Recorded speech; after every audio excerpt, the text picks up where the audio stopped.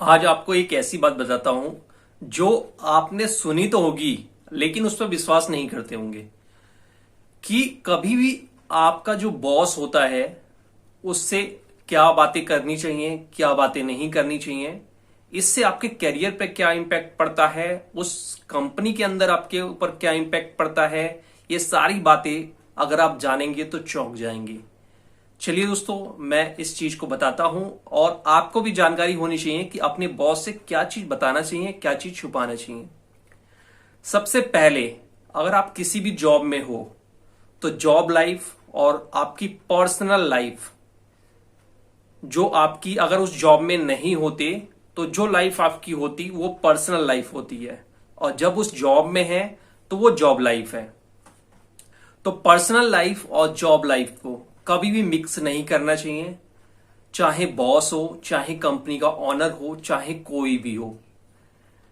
ये आपके लिए बहुत ही हानिकारक होता है। बहुत सारे लोग, बहुत सारे एम्प्लॉय अपने घर की आर्थिक स्थिति, पारिवारिक स्थिति का जिक्र अपने बॉस से करते हैं, अपने साथ काम करने वाले लोगों से करते हैं, जो कि उनके लिए जहरीला साबित होता है उनके करियर में, उसी कंपनी में।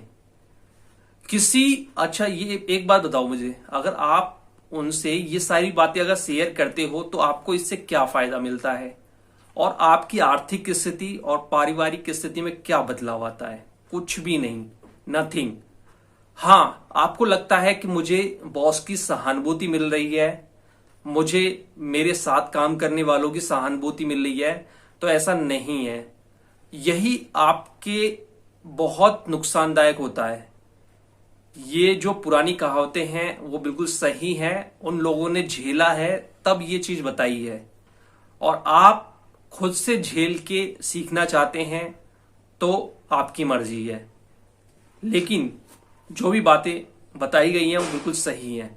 बॉस से केवल अपनी स्किल्स को कैसे सुधारें, इंटरव्यू स्किल्स कैसे बढ़ाएं, कंपनी का जो काम मिला है उसको कैसे करें, कैसे अपनी क्षमता को बढ़ाएं, इन चीजों पर डिस्कशन करना चाहिए।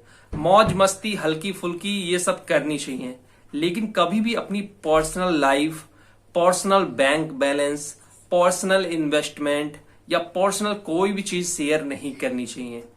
देखो, इससे कई सारी चीजें होती है। अगर आपकी आर्थिक स्थिति खराब है, ठीक है, आपने इसका जिक्र किया, आपके पारिवारिक स्थिति में कलह चल रही है उसका जिक्र किया, और बाई चांस आपका टारगेट मिस होने लगा या अचीव नहीं होने लगा, चाहे किसी भी वजह से, तो ऑटोमेटिक जो आपके साथ काम कर रहे हैं और बॉस है वो आपके साथ वालों से भी पूछेगा और खुद भी एनालाइज करेगा। वो सोचेगा इसके घर में कलह चल रही है और ये भी थोड़ा टेंशन में है, इसीलिए ये परफॉर्मेंस नहीं दे पा रहा। और यही चीजें जब उसके ऊपर गाज गिरेगी तो वो ऊपर बता देगा कि उस लड़के के ऐसे ऐसे चल रहा है। तो वहां से कंपनी कोई नहीं चाहती कि उसकी कंपनी में कोई ऐसा काम करे जो आर्थिक स्थिति से जूझ रहा है, पारिवारिक स्थिति से जूझ रहा है, क्योंकि ऐसे व्यक्ति काम पर ध्यान नहीं दे पाते, ऐसा उनका सोचना होता है।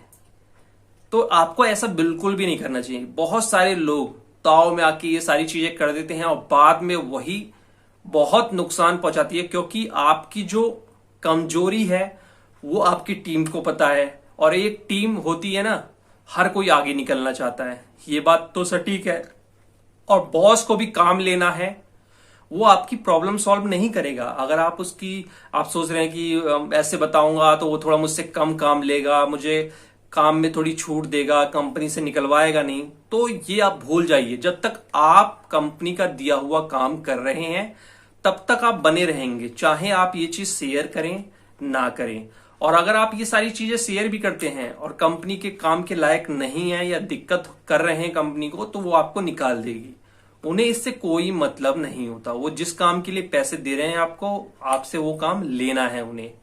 तो भूल कर भी ये ना करें। और ये बहुत लंबा टॉपिक है, इस पे जितनी बातें करो तो बहुत बातें हैं, बहुत बातें हैं। तो मैंने सीधा सिंपल बताया कि पारिवारिक लाइफ, अपनी पर्सनल लाइफ और व्यापार वाली या जॉब वाली जो लाइफ है उसको बिल्कुल अलग लगना चाहिए। आपके साथ जॉब करने वाले लोगों को आपके घर में क्या हो रहा है, क्या इन्वेस्टमेंट हो रही है, क्या कलह है, क्या दिक्कतें हैं, उसकी भनक भी नहीं लगनी चाहिए, भनक भी नहीं लगनी चाहिए।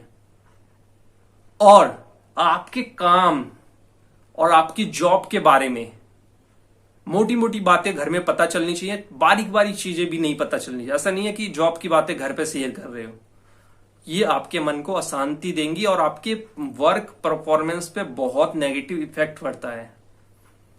तो अगर आपको अच्छा लगे तो दिल से लीजिएगा, एक बड़े भाई होने के नाते मैं कह रहा हूं कि इस तरह की चीजें बिल्कुल भी ना करें जॉब में। और ऐसे जो लोग करते हैं वो दया के पात्र बन जाते हैं, और दया के पात्र को अपने बराबरी में कोई नहीं बैठाना चाहता, अपने साथ कोई नहीं लेके चलना चाहता। जानता है ये कमजोर है, ये मेरा साथ नहीं दे पाएगा, तो मैं इसको और आगे नहीं ले जा पाऊंगा।